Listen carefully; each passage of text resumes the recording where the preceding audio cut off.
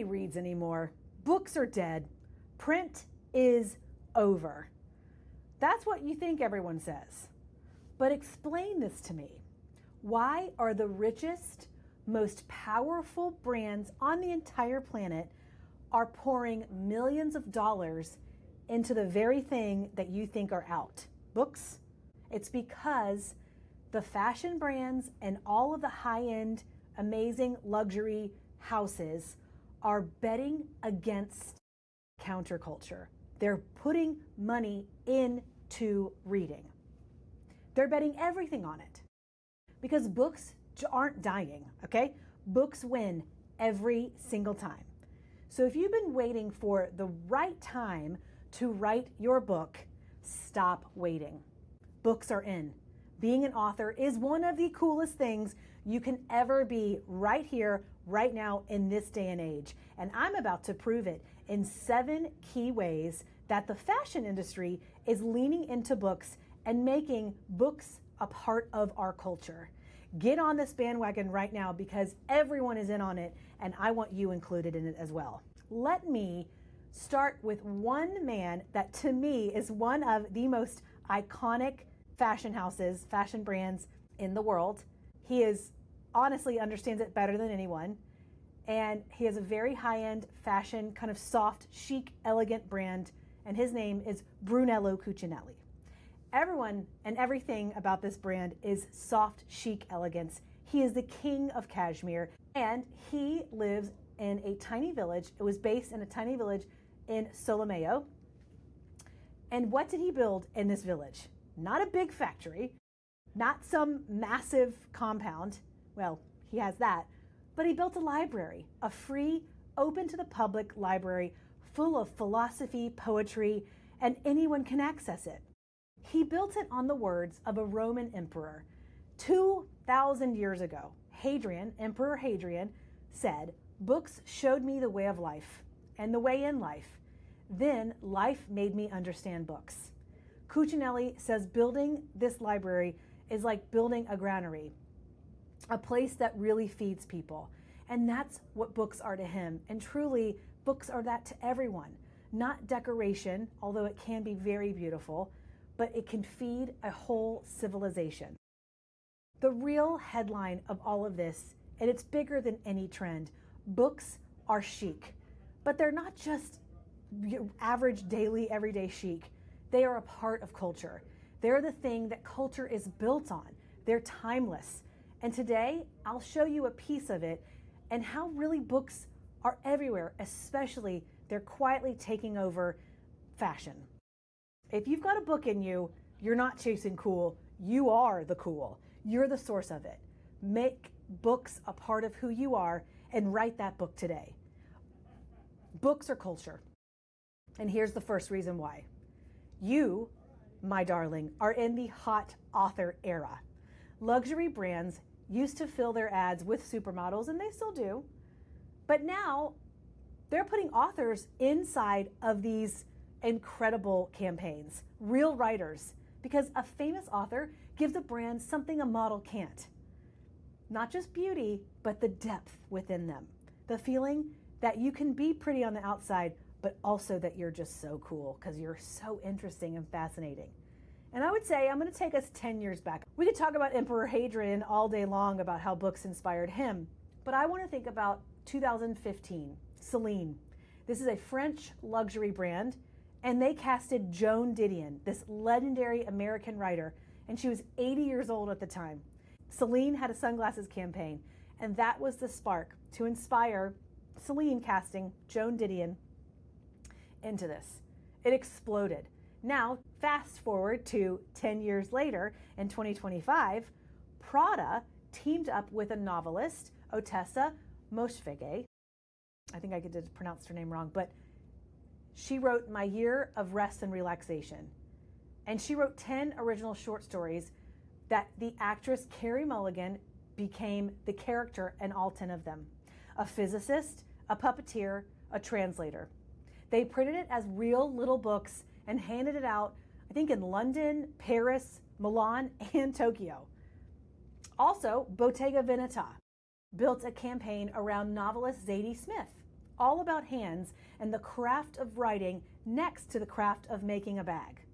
Saint Laurent built a whole 2024 campaign around Marcel Proust. And the menswear Canali just made the actor and writer Ethan Hawke the face of it. And it was really for his craft and his discipline in all his writings.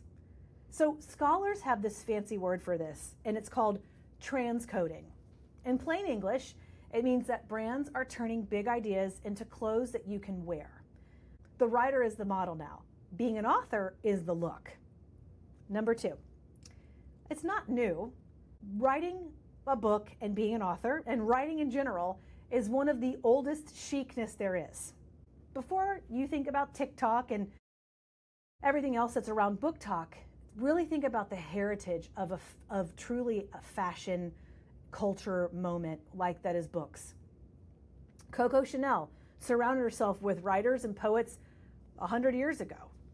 And in 2021, this particular house, Chanel, went right back into it.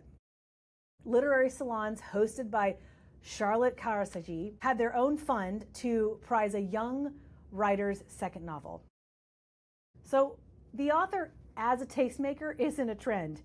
It is right on point, and it's one of the oldest cools that there could ever be. There's no way you're not cool when you write a book. Becoming an author is cool. But here's where it gets good, because the brands didn't stop at just being an author. They really became the book itself. The books become an accessory. They turn the physical book and the simple act of reading into something that's like a handbag. Valentino ran a campaign called The Narratives, and they threw out all of these product photos completely, no clothes, no nothing, just the words from 17 celebrated authors. David Sedaris, the humorist who will make you cry laughing. Leila Slimani, who won France's top literary prize. I don't know how to pronounce this guy's name, but I call him Vad Milan. He is a poet and a performance artist. These are all people that have serious, brilliant people, and they were in the ads for Valentino. I'll link it because the narratives are really cool. And they put real money behind real bookstores, partnering with Bellatrix, the book club started by actress Emma Roberts, and spotlighting indie shops like McNally Jackson, one of my favorite bookstores in New York City, okay? And, Cafe Con Libros in Brooklyn. They even had authors handwrite love letters to these shops. Can you imagine? Oh my gosh, my dream is to be having one of these bookstores. And then there's Miu Miu. 2 years running, they built branded newsstands in Paris and Osaka and handed out classic editions written by women. Simone de Beauvoir, Jane Austen, and even more. And Dior had handbags printed with classic book covers on it, like In Cold Blood and Dracula, plus this viral campaign that was the author that wrote We Should All Be Feminists t-shirt. That was a big success as well. Books are everywhere. Writing is everywhere. Be a part of the chicness that is books. Number 4, even the rebels want this writer's edge. And this isn't just like a quiet, expensive luxury. It's on the streets. It's the grittiest, coolest corner of fashion. Supreme, which is the big red streetwear brand that started, I think, in the 90s, they built a whole collection around William S. Burroughs, the Beat author, who wrote Naked Lunch. They printed his face, his handwriting, the actual manuscript pages onto clothes. Oh my gosh, how cool would it be to have your book on clothes? It's just amazing. The words you write on clothes. And then the London skate brand Palace built a launch around John Cooper Clarke's legendary punk poet who deadpans the camera. If I say I like this, will I get paid? You got to see this. And look at the names that these brands pick. One is literally called Poets. The rebels aren't running from books, they're claiming them. And if you think it stopped at clothes, it didn't. This is the best part. It's in your perfume and your record player and on billboards all across, even just low fashion too. There's a perfume house called Imaginary Authors, and every scent is built like a novel. The bottle looks like a book cover with a made-up plot, a fake publication year, and even a fake author bio. There's another brand called Heretic that made a whole set of room sprays based on spooky Gothic drawings that I think were of like the author Edward Gorey. Oh, okay, and with music, don't get me started on Pharrell Williams, one of the biggest musicians alive and producers, and he's an icon.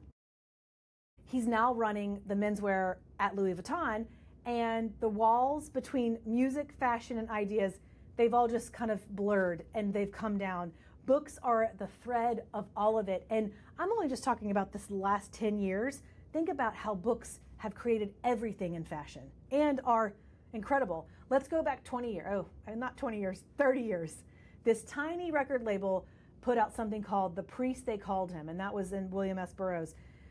And it was him reading a story with Kurt Cobain playing a guitar behind him. And just like sit with that. The absolute peak of grunge, 1993. The biggest rock star, Kurt Cobain, on earth, okay, wanted to make a record with an author. Okay, now kind of jump 10 more years. Jack White from the White Stripe, he runs a book press called Third Man Books. Oh, such a cool press. Books are so powerful right now that people are literally bottling them up as perfume and press on vinyl and making this whole reader, viewer experience, listener experience a part of the aesthetic. But there's a fair pushback, and this is number 6. This is why it proves the point, though. Before you think I'm just like clapping out all these high-end luxury brands, let me give you the other side. The real criticism here is that critics say brands are taking powerful books, like especially the feminist books, and turning them into like this pretty pop or prop. But selling the look of reading to me with none of the substance is actually not what this is, okay? They're selling like this failed version that I think is going around called elitist cosplay. It's a brand wearing a writer like a costume, kind of like, you know, making, in a way, making fun of it. But this is an example, again, Simone de Beauvoir, the philosopher that at Miu Miu was handing out her material. She is fiercely anti-capitalist. She was also quoted saying, "I'm not all interested in clothes. I have so many other things to think about." So there's pushback, and there's something funny about it, using her handbag to sell using her to sell a handbag, right? But the author Eliza Clark also even joked about the whole hot writer thing. And it just makes people judge your face instead of reading your book. But again, we always say, don't judge a book by its cover. Selling the look of reading is not the reading of it, right? So it is kind of false, but maybe it's an opportunity to look in deeper and to see what is available for the author and for the reader. I think the criticism actually proves my point. If books didn't have real power, the biggest brands on earth would not be reaching for them. You can't borrow status from something that's empty. And here's the shift underneath it all to me. Selling out is dead. So don't sell out. Perform, make it out, put it out there. This generation cheers when a creator gets paid for their craft, right? So celebrate it. The winning move isn't to fake depth. It's to actually have it, embody the depth, and then use it. Point your book at something that really matters. The real flex is to really lean into who you are as an artist and as a writer and as an author and as an incredible source for people to connect with and look at your amazing body of work. But this means you're the trendsetter.